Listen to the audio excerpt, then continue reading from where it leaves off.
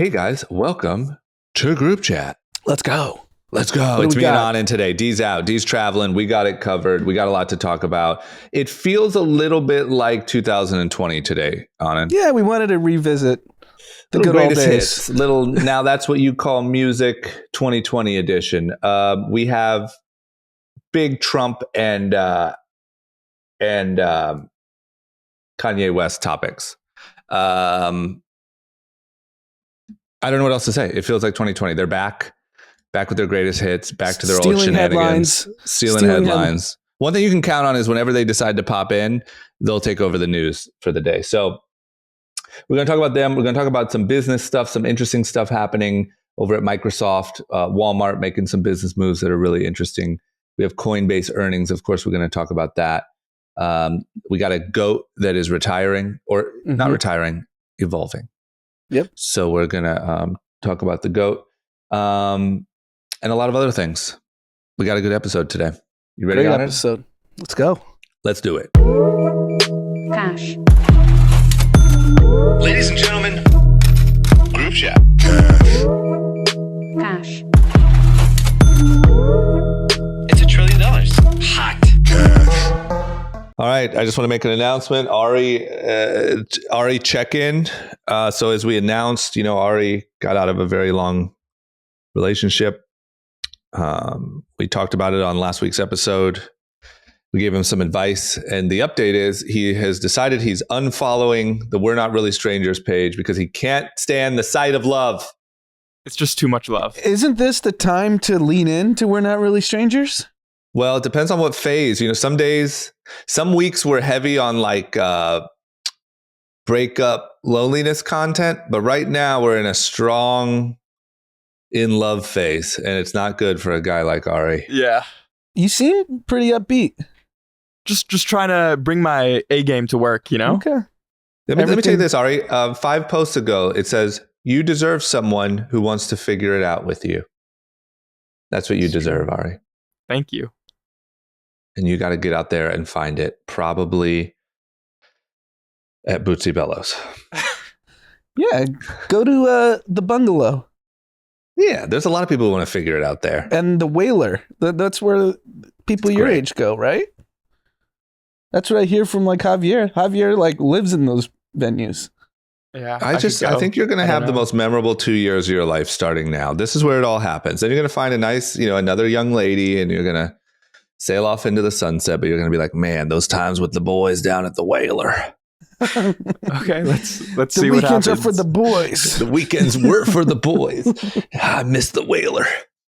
Okay, we got a lot to talk about. This is a bit of a 2020 nostalgia episode. Yeah, it is. It really is. Good point. What do you want to go with first? We got a couple 2020 hot topics that have resurfaced. Let's start pop culture.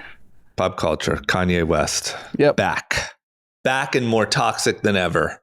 So Pete Davidson, once again, as we announced in our gossip corner here on group chat, Pete Davidson, Kim Kardashian broke up.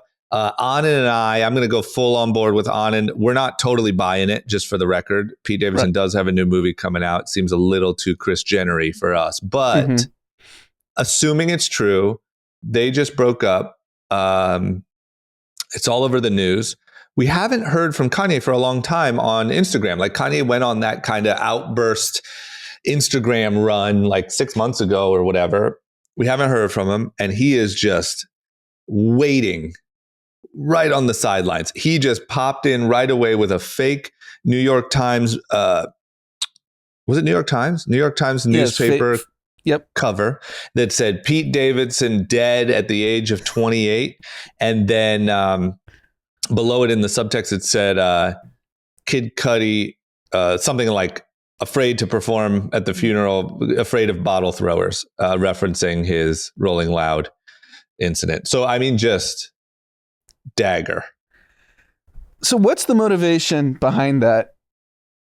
I think he's just petty as shit. And he's just happy that there's a breakup? Yep. All the Kanye stans are saying that if you cross out, certain letters, it says Donda 2 the 28th, and So they think, his fan base loves it. oh, they love it. I mean, I saw some people saying like it's too far. You can't say mental illness on this one. He's picking on other people. Apparently, Pete Davidson is now in trauma therapy. So people are definitely doing that. But I think the hardcore Kanye fans love it. Yeah, and it's obviously completely insanity that he can post that with zero consequences, right? Like, think about any other celebrity. They would instantly be canceled. They would not get a record deal. They wouldn't get movie appearances, whatever. But it doesn't really matter for Kanye. But the thing I'm thinking about is like, do you really feel bad for Pete Davidson? He was walking into this vortex that's very publicly known how crazy and big of a shitstorm it's going to be. Like you're walking into Kardashian and Kanye West world. What do you think is going to happen? You think you're just going to get married and live happily ever after? Yeah. I don't think you can feel bad. I don't even think you can feel bad, to be honest, even though it is fucked up. I don't really think you can feel bad for Kanye picking on him, because Kanye started that early. Like, you knew that came with the territory. Right. He kind of, a little bit, not nearly as much, but he kind of fed into it a little bit. He did, send a photo of I'm in bed with your wife or whatever. Yep. No, I don't think if you're thinking logically, you can feel bad for him. But I do think probably in Pete Davidson's weird world, this was the real thing. And he's devastated. There's rumors that he proposed. Really? Yeah, there's rumors. I mean, who the fuck knows if this is true at all? But there's rumors that he proposed, and that part of the issue was like he was kind of moving too fast. And Kim, I would say so. How long have they been dating? Seems like no time. 6 months, 9 months. And she has how many kids? 4? But why she have him around the kids? That's something that I just feel like he's out there like holding hands with the kids. Yeah. They're gonna be like, where's Dad? Where's Papa Pete? And Pete Davidson out of everyone benefited the most from pop culture relevance standpoint. I mean, he was famous, but not this famous. Yeah, if you look at him now, he looks like healthier. Well, probably not right today, but like he looked like he got some like Kardashian skin treatment. It's like the opposite of when you see like before and after the presidency. Like it looks like he got younger over the last 9 months. He got the whole shebang. He's a bona fide A-lister now. I don't know if we could have said that a year ago. Yeah, I mean, look, I think in his mind, this was the real deal. He's probably heartbroken. I'm sure the Kanye torment is like too much to bear. Once again, you can never trust this news, but apparently he's in some sort of therapy because of all the bullying. But look, I mean, similar to Ari, you got to shake it off and get back out there. You know what I mean? Yeah. Maybe you and Pete should just hang out. The boys go out to the whaler. If not, I'm sure your boy Pete would be around. Your boy Pete Davidson. You can find Pete. Half our office is at the Whaler on a Saturday. For sure. Yeah, you need to hit up the Whaler and the bungalow. Yeah, those are your 2 action items for the weekend. Okay. 2020 news number 2. Donald Trump back in the news in a big way. Mar-a-Lago has been raided. Have the big thing that I saw when I checked social media before this to kind of see what people were saying is like people started to seem like they were getting pretty angry at the fact that there wasn't a reason given or we haven't been told what they were looking for or whatever. Has that changed? Is that still the case? Do you have any ideas?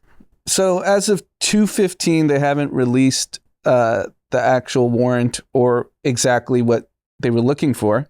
They did. It's been obviously reported that there are classified documents that he wasn't supposed to be storing at Mar-a-Lago that were supposed to be in the National Archives.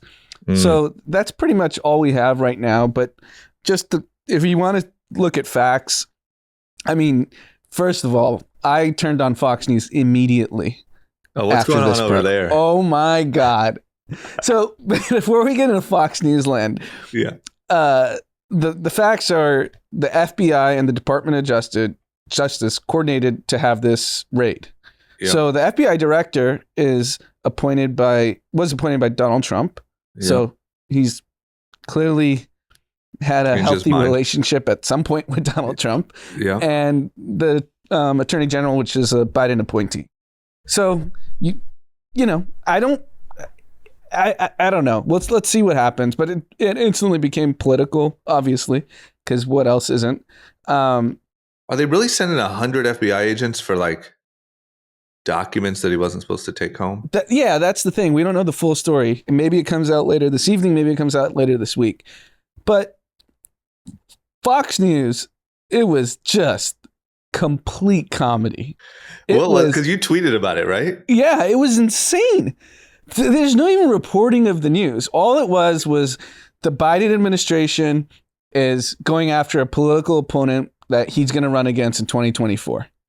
Got it. That was hours of that. And it was just purely political. No one reported what actually happened.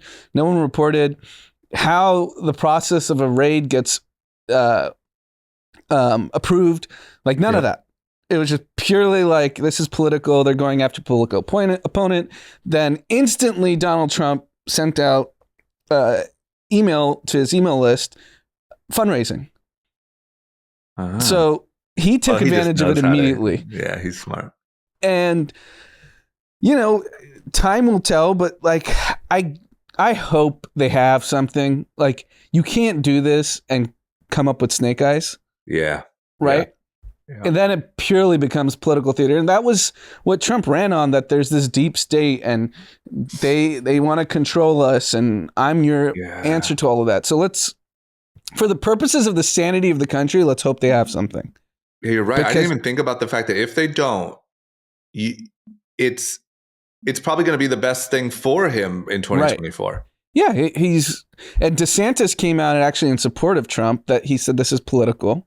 Yeah. So he's playing the party line. I mean, the truth of the matter is Donald Trump is extremely popular in this country, and half the country would never believe anything that's negative about him. I mean, there was a rally right away that not directed by Trump that they came out and I mean, it's crazy. Yeah, I wonder what like Trump social media is saying. Like, I just wonder, like, is this part of like a QAnon conspiracy? You know what I mean? Like, what is like Reddit saying for all the Trumpers? Because I feel like you're right. If this doesn't come up with something tangible, they just gave him a huge gift. Yeah, and I think the other thing that I was thinking about is they're not stopping. They're going to get him for something, whether it's the financial crimes in New York, whether it's this. You have the FBI, Department of Justice, is not going to stop going after Donald Trump. And the excuse back in the presidency was we'll never indict a sitting president. That was like what the company line was. Yeah.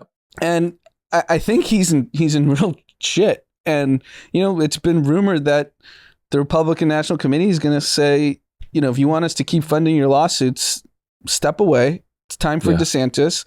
Let's reset the temperature of the party.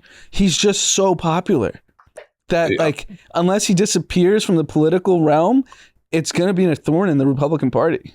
Yeah. And so you could do alternate headlines, right? So this one I saw on Twitter: FBI raids home of Epstein-linked Clinton donor. Jesus Christ. Oh my God. I bet you Reddit is going bananas, or 4chan or whatever the fuck. Yeah. And, you know, I woke up this morning, opened up Twitter. You know what was trending? Civil War. That's a good thing to have trending. Oh my gosh. I can't believe the country is like this broken, and that you have half the country wanting this guy in jail and half the people think that he can do no harm. Yeah.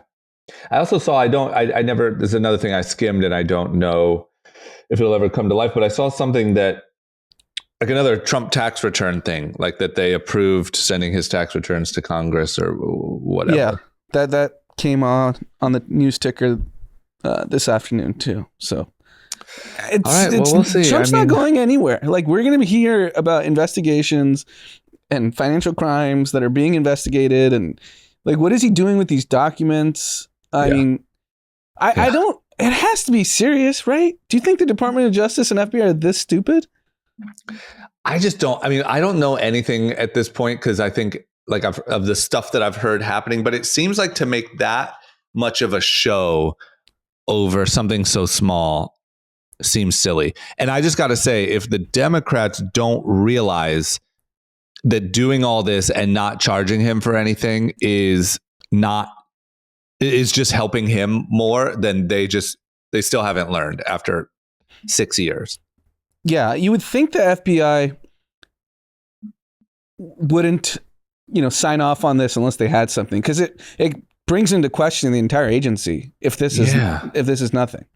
Or if you know what it is, there's documents, they're in his safe. Can't you just do like a search warrant? Or like, I don't know anything about this stuff, but do you need like this entire huge show of force? I don't know. It just feels, the thing that worries me is it feels like the chances that this ends up being bad for Trump seem small.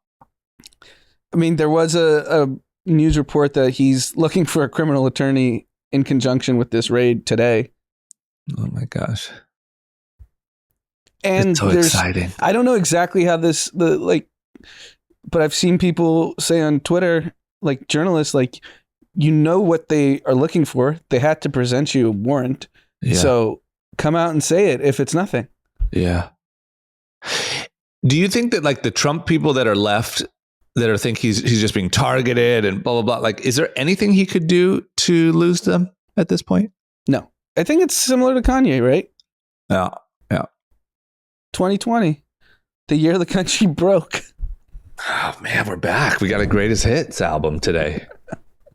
Yeah, this is all right. You want to get into some slightly more regular news? Yeah, tomorrow's another big news day. Forgot about that. Yep. CPI print. We're all macroeconomic experts now. Yeah, we are. What do you think? So the expectation is 8.7%. Where were we at in the last one? I think 9.1 or something. Okay. So a little cooler. I think we've cooled. I think 8.5. 8.5. If it's 8.5, the stock market will be on absolute fire. And if it's 8.9, we tank. And I think it's 8.5. We have faith in this number to be that precise, right? I'm going optimistic. I'm following Elon. Yeah, he tweet a month ago, inflation seems to be cooling. Yep. He said all of his components and everything are cheaper. Must be cooling. I'm going 8.5. Stock market rips. Bring on the good times. I mean, we know gas prices are down. Yep. Everyone can see it at the pump. So food yeah, that would prices, make you think. Yeah, if demand for gas is down like that, then demand for everything else must be down. Yeah, I mean, food prices have come down. What do you say? You gotta go on record. I'm optimistic. I'm with you. We're lower than 8.7. Okay, stock market rips. Oh, it's so exciting. At this point, even though it's so serious, it's like so exciting. It's like waiting. I made a comparison earlier, but it's like remember even like when we first started selling to PacSun for Young and Reckless, and you would just wait for that week's selling. Yep. That would tell you everything about your future. Are we good? Are we going to get bigger orders for holiday? Are we fucked? Are we off the shelves? You don't know until selling comes in on Monday. That's how this CPI feels. Yeah, no, and it's every month. Can you bet on it? Yeah, you can. I mean, like effectively could you bet on like over under? I'm sure. Would someone take the? I'm sure there's a book in London that would take it. London's where you get all these crazy bets. Yeah, that's great. Okay. Like all the election betting was all mostly international. I love that. Okay, news. You ready? Yeah. Coinbase. What's going on? You're our guy. You're our Coinbase guy here. I'm the coin guy. Yep. And they missed on revenue. Losses were wider than expected. Okay. Wasn't a great quarter. The president was just on Bloomberg, kind of recapping the quarter, and they said this was no surprise. I mean, given the prices come down so significantly, and then we had all the fear from the bankruptcies of 3AC, BlockFi, and Voyager, Celsius. So it's no surprise that retail has kind of stepped away. Yep. And, it's impossible to predict like what's going to happen to crypto in the next 6 months. Yeah. But, the company is well capitalized, and the market the stock's a little down in the after hours after earnings. It was down 10% today, but it's also like doubled in 2 weeks. So it was down like 3 or 4% last I checked in the after hours. So that BlackRock deal is huge. Yeah, the BlackRock deal's huge. And I'm of the belief, which is why I'm a shareholder in the company, is, well, I could sell. I own the shares. And it's basically a bet on if crypto is going to exist in America, Coinbase will be a very big company. Yeah. It's the simplest logic. They're the most, of any crypto company in the world, the most closely tied with regulators, which pisses off like crypto purists because they're like, why are you dealing with the regulators? We're decentralized, whatever. But if it's going to exist for institutions like BlackRock to transact, you have to be working with the regulators and you have to be safe. And Coinbase has proven both of those things. So it's really, do you believe crypto is going to exist in America? That's the bet, I think, on Coinbase. I agree. And it just feels like they're so like out in front of anyone else in that regard. I also, you want to know what I just started is Brian Armstrong did a podcast with Lex Friedman. I don't know if you saw that. I didn't see that, no. Pretty cool. What? I just started it, so I can't really vouch for it yet. They're still early on in like, what is crypto? What is a crypto exchange? But Lex Friedman generally does, even though they're slightly monotone, he does really well thought out interviews. So that's got to be a good one. Yeah. I'll Do you know when the interview was? I'm I think curious. probably last week. It was right. Oh, I think it was so it's probably recent. last week. Yeah. It was super recent, but before any of this, obviously. Yeah. Okay. Well, yeah, to me, it seems, to be honest, with how much everything in crypto got absolutely smashed, this seems really mild. And not that I'm the expert here, but I agree with you. It just seems like if crypto exists, Coinbase does great. If crypto goes to zero completely and it's a thing of the past, sure, they're screwed. But what are the chances of that? Yeah, I agree. Okay. Microsoft is this is really interesting, trying to reduce some of their expenses. But the main way that they're focusing on doing that, one of the ways that they're focusing on doing that at the moment is restricting travel expenses, company gathering expenses. You know, the fun's over. If you were milking the company card to have your parties and your trips to CES and all the above, looks like you might get cranked down on. Yeah, this is a perfect example of what we talked about, where companies get air cover to do these things, to tighten up. So I looked it up before we started recording. Microsoft does $94 billion in EBITDA. Jesus. Has a 42% operating margin and is sitting on $104 billion in cash. But they don't want you to get that third IPA. That's fucked up. Why do they care? What? Damn, I didn't even... Damn. It's one of the most profitable companies in the history of the world, and they're telling their employees like beer's on you. And there's in the article they say the managers are picking up the tabs for the junior people because when they go out they know they can't afford it. So the manager's like, whatever, if the company's not paying for it, I'll pay for your beers.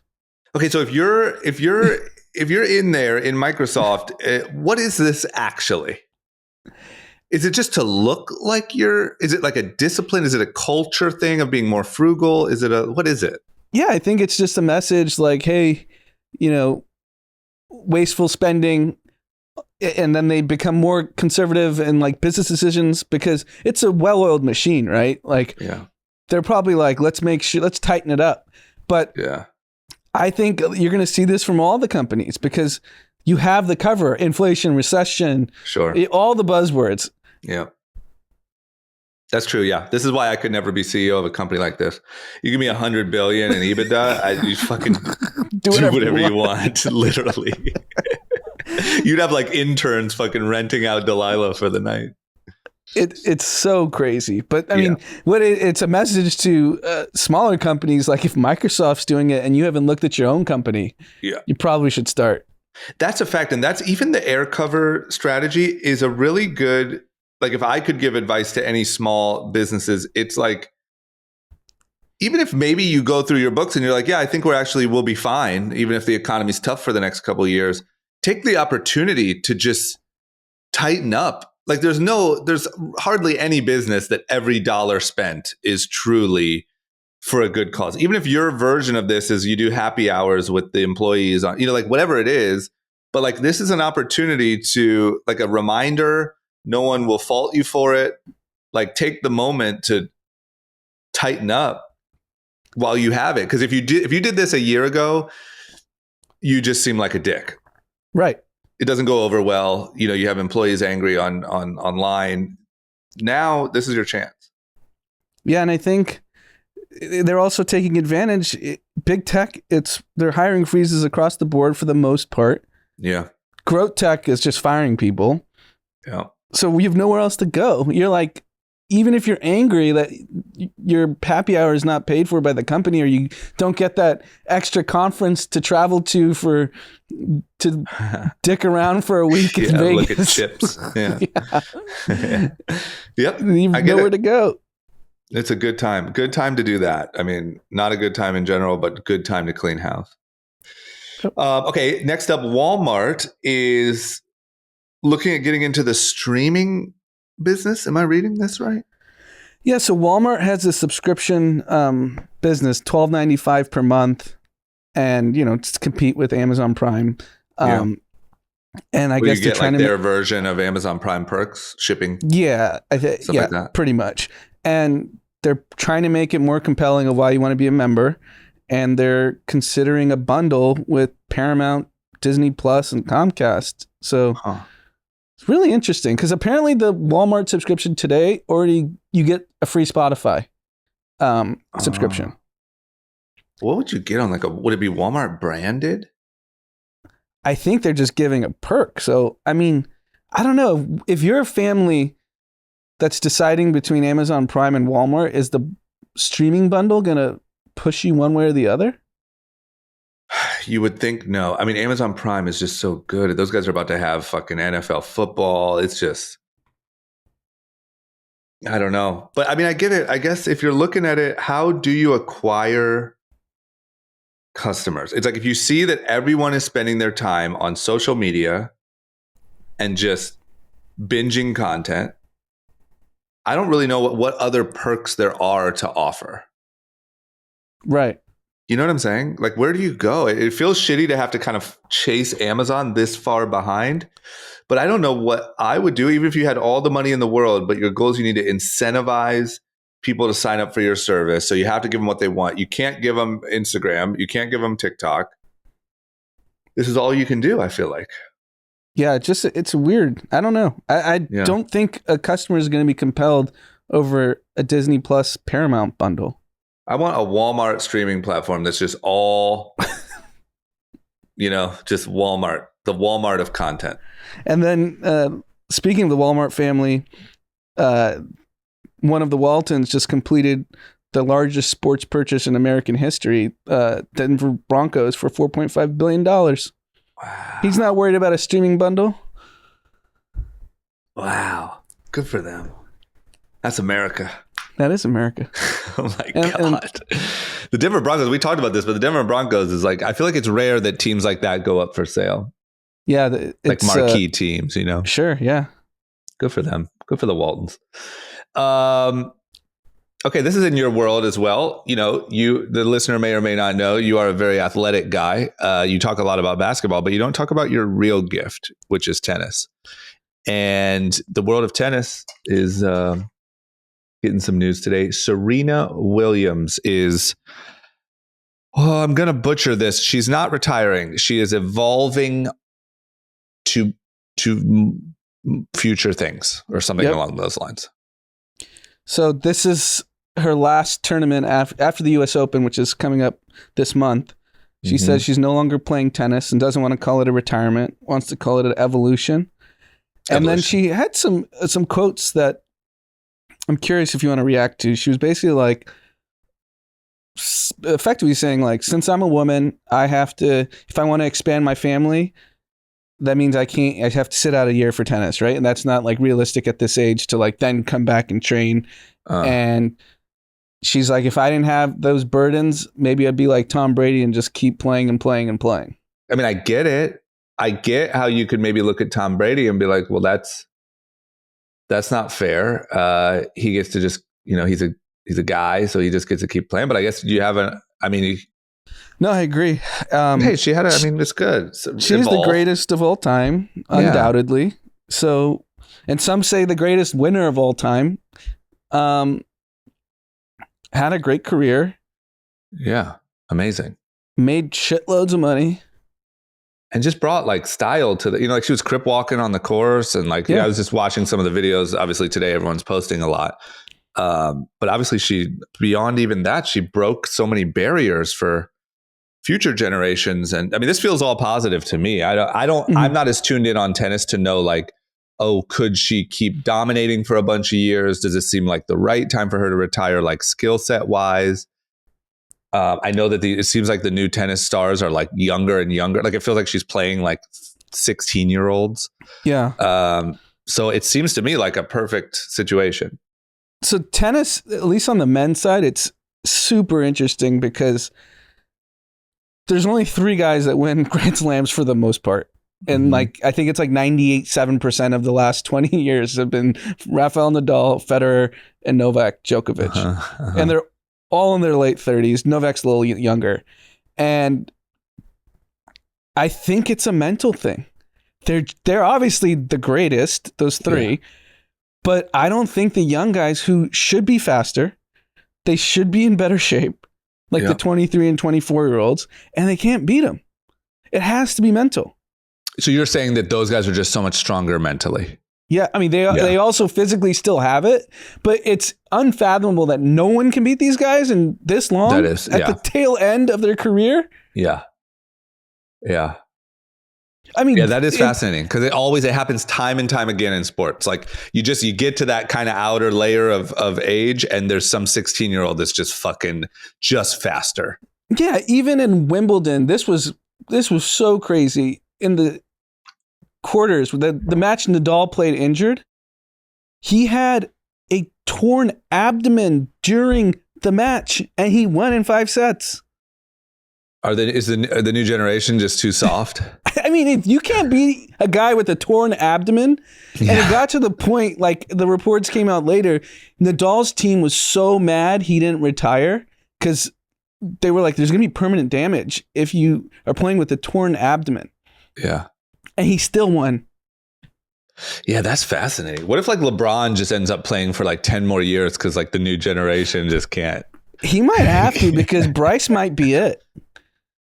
Have you seen those videos of Bryce playing basketball? He's only 15. Really? Because he wants to play with his kids. So I thought it was Bron. I thought Bronny was the guy. I thought Bryce was kind of like nerdy, like TikToker. That's what it looked like. But now at 16, Bryce is 6'6", and Bronny's 6'3", and going to be a senior. So just a come from behind victory here. I admittedly, I'm not tuned into basketball very well, but I thought Bryce was like out of the question. I didn't know that this kid, I don't know if it was the growth spurt or what. He only showed pictures of him dancing. He also just seemed like, not dissing him, but he seemed like a little more like nerdy, and like I didn't even know he was an athlete. I guess you just can't help it with LeBron James jeans. And then LeBron posted a picture of them at the Laker facility with Bronny and Bryce. And I've been watching basketball my entire life. This kid can play. How old is he? 15? 15. You should see how like gracefully he just dunked the basketball. Like, that's a real athlete. I don't care if he's 6'6". The way he just got up and just put the ball in, like it was legit. Bryce might be it. Is there a world where LeBron and his 2 sons play on a team? I never want to, say negative things about anyone's kids from an athletic perspective, but like, as they are kids at the end of the day, from the basketball people that I talk to that know how AAU works and know what it takes to get to college and the pros, do not think Bronny has it. Not to say he can't get there, but given its current state, and he's a little bit of a topic jump, kind of, but not really. You're saying that's the same thing with Charlie Woods? That's what people have said too. Like the analysts are saying but he's also much younger. But Bronny's now getting into a phase where like, this is like, show me what you got. Because he's a gamer. He just wants to, let him game. I feel like he's a modern. Yeah, but if Bryce gets to 6'9", I know. Imagine if Bryce just comes out of nowhere and just takes the like dad's favorite kid. Yeah, and that's that means he'd have to play another 4 years. It's possible, LeBron. Yeah, he could do it, right? he looks fine. I mean, he looks like, obviously he's losing a little edge, but like he doesn't look. There's no question in 4 years, will he be competent enough to be a legit NBA player? It's just, will he be LeBron James? That's the question mark, right? Yeah, and I gotta believe he doesn't really care. Yeah. I think he just wants to. Has anyone done that? Has anyone played on the same team as their kid? Not since I've been watching. So that's how you go out. I mean, you play as good as you can. Look, here's the strategy, right? You play, you just stay in the game. You try to build a super team and your kid, and then you try to win a championship because the other players are so good with your kid. Nobody's ever done it. Will never be done again. You're out of here. There's reports, despite Bronny maybe not be as good as some of the other players that have a shot at the NBA, that LeBron's kind of forcing a team's hand. Like, you draft him, you get me. Yep. Yeah. Why not? I mean, go out that way. Otherwise, I feel like it's always tough. Like, you either got to retire like what feels like maybe a little early and like really on top, or you got to kind of ride into that territory that's like a little sad. Yeah. But if you ride out with a year with your kid and then you're done, that'd be great. The rumor is when he retires, it's going to coincide with the time they're going to expand the NBA to Vegas and Seattle, and LeBron just walks in as the face of the new Vegas team. I bet LeBron's bummed because he's like, he probably thought like whatever year Bronny graduate, like 2024, he'd be able to pull this off. And now it's like, he's got to wait till 2026. He's like, oh, fuck. Yeah, it takes wear and tear on your body, even if you only want to be like a role player in the NBA. Yeah. Like, oh my God, are you kidding? But with my lack of basketball knowledge, there's players that are like way more weathered than LeBron that still play, right? No, LeBron's still a top 5 player in the NBA under any measure. Okay. And he's one of the oldest players in the league. Because I remember seeing, I forget who it was. There was one guy where like he dunked one time, like kind of just like old man dunk, and like, oh, he still got it. Yeah, no. LeBron is playing at an elite level. Okay, so he'll be fine. He'll be fine. Yeah. Let's let Bryce get in there. Anand, I just want to take one quick second to talk about one of our favorite products that we talk about here on the podcast. And probably, I mean, I don't know, no offense to any of our advertisers, but this is probably the product that I use the most frequently of any of our sponsors. Liquid IV. We live in a hot climate out here in LA. We've had a heat wave, humidity. Gotta stay hydrated. Yep, you got to. And the thing that blows my mind, you see people, we've actually had people that work with us carrying around these like gallon jugs of water and like, I got to drink my gallon. I'm just not that guy. There's no way. You tried to be that guy. I tried. But I carried one of those fucking hydro flasks. It was ridiculous. Gallon size. I'm like, okay, I'm going to do this too. And there's just no chance. I needed some help. And then when Liquid IV came about, it's like, this is exactly made for me. Yeah. No, I love it. I love watermelon specifically. That's my That's the main thing. The main thing about Liquid IV is that their flavors, I had tried some other things like this, and the flavors were always the problem for me. But now they have Concord grape, guava, watermelon, lemon, ginger, tangerine, even more. And they taste really, really good. And that's a huge benefit. Just like so many health ailments, dehydration is a big cause of a lot of ailments. Yep. Like not having enough hydration. This is a great solution. We're not just saying it because it's an ad. It actually has effectiveness. Yeah, it is great. This is one of those sponsors that's just great because we actually love it. Okay, so just one stick of Liquid IV and 16 ounces of water hydrates faster and more efficiently than just water alone. So you can grab Liquid IV in bulk nationwide at Costco, or you can get 25% off when you go to liquidiv.com and use the code GROUPCHAT. That's liquidiv.com, promo code group chat. Back to the episode. Okay, next up, Axios, big sale. What's going on? So Axios is a news site that fairly recent. I think it's when it started, like definitely within the last like 7 or 8 years. And I subscribe to like a number of their newsletters. Their tech is by far the best in the business in terms of just staying up to date on what companies are getting funded, what's going on in private equity, where people are shuffling like executives from a lot of the investment firms. And it's kind of like the Bible for anyone who's investing in technology, or if you work at a technology company, because you'll probably hear about news about your own company in this newsletter. So it's the gold standard for sure. So they sold for a little over $500 million. And I thought it was interesting because all you've heard about these high funded media sites is they're all a disaster, like BuzzFeed, Vice, The Athletic, which is a sports one that's burning, tens of millions of dollars a year. And like I said, like their quality is so good. So it proves that if your quality is legit, you can still, like, there is a media business. I wonder what they did differently from a business perspective. Like it had to be like the way the actual business is structured has to be better. Yeah, I don't know the inner workings. It's a win for Anthony and Wonderco. They're early investors in the business. Maybe he can share some tidbits. But do you subscribe to any of the newsletters? I don't.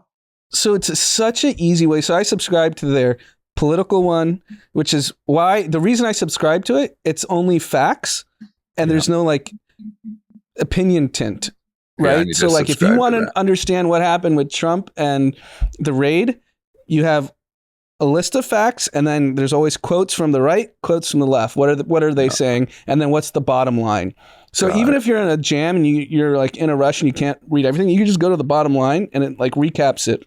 It's a really easy way to digest news, and they have like a newsletter for pretty much anything news related: politics, crypto, tech, healthcare, biotech, and whatever industry you're interested in or you work in or you want to learn more about. I think it's a really easy way to consume information.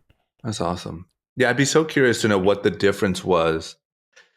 Because I don't know, from the outside, a lot of those media companies that kind of hit like a lot of trouble seemed great. Like it seemed like they must have a lot of eyeballs. They must have, Vice, when it was having trouble, had like HBO deals and all these things, but it just seemed like it just burnt money. Like I wonder what Axios does. If it just coincided with their two biggest newsletters are definitely their tech one and their politics one.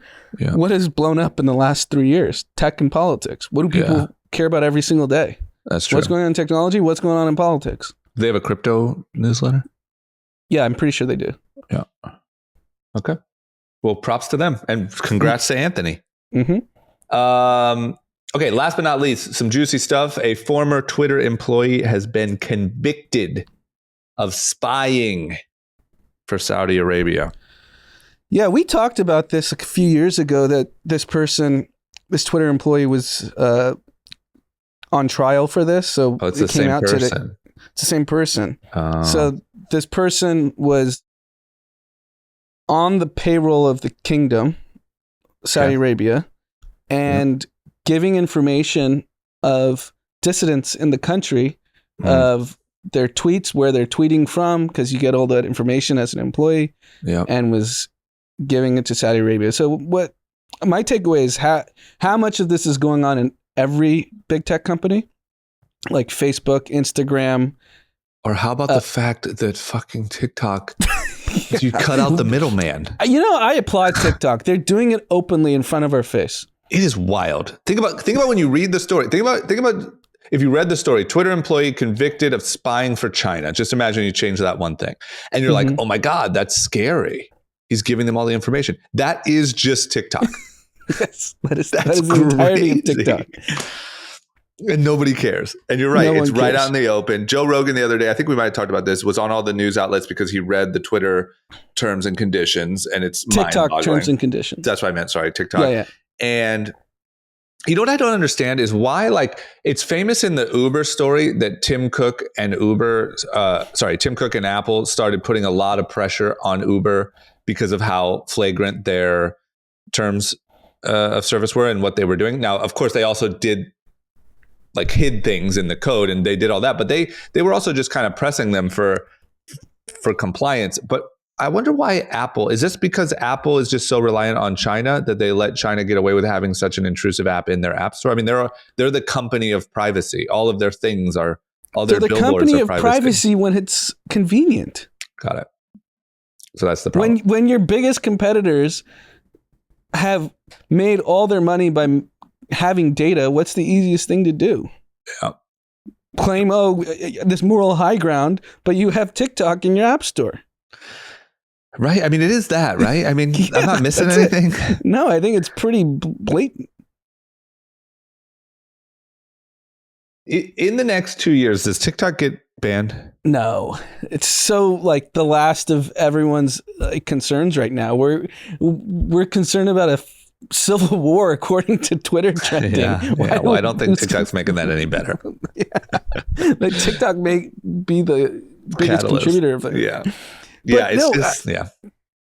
So this is like the lull. I've talked about this a bit, but this is the lull period in sports. And my go-to when I'm not just like, I just want to run and listen to like Bill Simmons or football podcasts. So like sports have been pretty dead the last 2 months. I'm not listening to a baseball podcast. Yeah. And so I've listened to a lot of Rogan, and at his scale, is he entering the territory where the establishment is like, hey, chill out a little bit, Rogan. For sure. You're questioning every institution, every, Yeah. does the CIA do a check-in? I don't see how they don't. I mean, I don't see how they don't. It's too It doesn't big. seem like he cares because he keeps, I mean, even his recent episodes, they're all, I mean, at some point in that 3.5 hours, he's questioning one of an institution in the country. And that's what feels the most dangerous is he's not really protected by anyone because he questions all sides. Mm-hmm. You know what I mean? Like at least if you're like protected, you're kind of like, oh, I'm a Republican dude or I'm a Democrat. They got me. Like he'll say he voted for Bernie Sanders and then he'll say Trump's on fucking Adderall, and then he'll say the left is gaslighting the whole country and the right And he'll is like say Biden is mentally unfit. He'll say everything to piss off everyone. he's on an island by himself. Yeah, It just seems even- scary. It seems like they would all meet up and be like, so we should just take this guy out, right? Yeah, that's I don't one want thing to we can I don't want to agree say on. it out loud, but you know what I'm saying. Yeah. Like people, one thing that the governments across the world, including Western democracy, is they don't like one individual to get too much power and control over the population. Yeah. He goes in on China as well, just to throw a little, I'm sure probably Russia. I don't know, man. It feels to me, I know that he's surrounded at this point by like Navy SEALs. Oh, is that a security detail? Yeah. His security is like pretty gnarly Navy SEAL guys or ex-Navy SEALs. But That building wherever he records must be like the most secure building, right? yeah, I mean, I even feel like at what point does like walking through crowds, like he's at every UFC, like he's attainable. I agree with you. I've thought about that a lot of times. It feels very, very dangerous because look, I really get the impression that nobody has any sort of control over him. And that's dangerous.